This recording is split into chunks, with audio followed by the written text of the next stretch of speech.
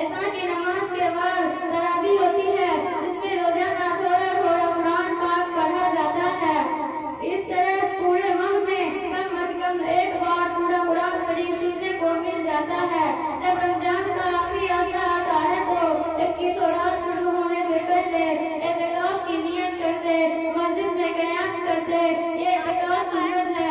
جب عید کا چاند دکھائی دیتا ہے تو مسجد سے باہر آتے ہیں اور پورے ماہ روزہ رکھنے کے بعد عید کا چاند دکھائی دیتا ہے اور دوسرے دن یعنی شوال کی پہلی تاریخ کو عید منائی جاتی ہے۔ اس دن روزہ رکھنا حرام ہے بلکہ خوب کھانے پینے کی اجازت دی گئی ہے۔ عید مسلمان کا سب سے بڑا تہوار ہے۔ اس دن مسلمان کو اتنی خوشی ہوتی ہے کہ بیان نہیں کیا جا سکتا۔ بڑے افسوس کی بات ہے ہم مسلمان روزے کا صحیح ادا نہیں کر پاتے اور نہ ہی قرآن کا حق ادا کر پاتے ہیں۔ بہت سے مسلمان اس مبارک ماہ رمضان کے روزہ بنا کسی عذر کے چھوڑ دیتے ہیں۔ اور جو لوگ روزہ رکھتے بھی ہیں وہ دوسری باتوں کا خیال نہیں رکھتے۔ ہم روزہ تو رکھ لیتے ہیں لیکن اپنی بیویوں سے دور بھی رہتے ہیں اور اپنی زبان کو کتنے قابو میں رکھتے ہیں۔ باوجود روزہ دار ہونے کے ہم اسی طرح جھوٹ، گالی گلوچ، سخت کلامی اور غیب کی عادت میں مبتلا رہتے ہیں۔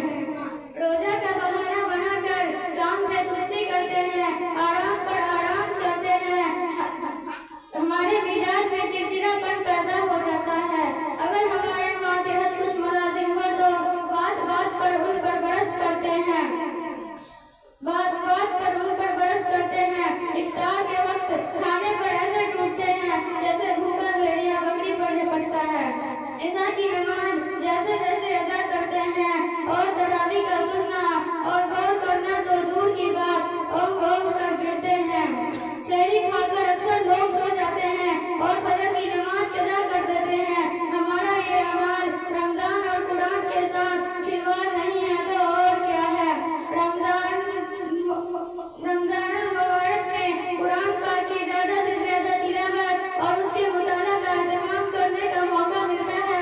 رمضان کے بعد بھی قرآن میں نبی کے اس سلسلے کو جاری رکھنا چاہیے اور اس کے معافی مطالب کو سمجھ کر اس کے مطابق عمل کرنے کی کوشش کرنی چاہیے۔ قرآن شریف ٹاکوں کی زینت بننے کے لیے نہیں آیا ہے بلکہ یہ اس لیے آیا ہے کہ اس کی تعلیمات پر عمل کیا جائے۔ اس کے تعلیمات پر عمل کیا جائے تو اس کے انقلابی پیغام کو پوری دنیا میں عام کیا جائے۔ اس کے نظام و حیات کو پوری عالم میں قائم کیا جائے۔ اس کے کاش میں ہم روزے کے پیغام کو سمجھ سکے اور اس کے مطابق عمل کر سکے۔ آمین وآخر دعوانا الحمدللہ رب العالمین۔ ماشاء اللہ، سبحان اللہ۔ ابھی زینب پروین روزہ کے اوپر تقریر پیش کر رہے تھے اور تمام